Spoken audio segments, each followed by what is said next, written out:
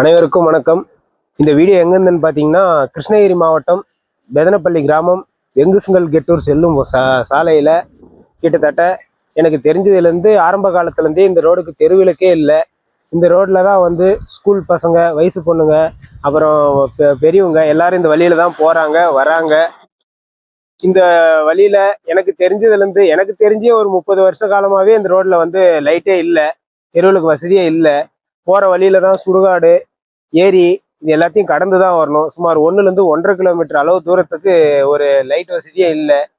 இப்போ இருக்கிற எத்தனையோ ஆட்சிகள் வந்துச்சு போச்சு. இப்போ இருக்கிற டிவிகே கவர்மெண்ட் வந்து நிறைய விஷயங்களை முன்னெடுத்து நல்லா பண்ணின்னு வராங்க.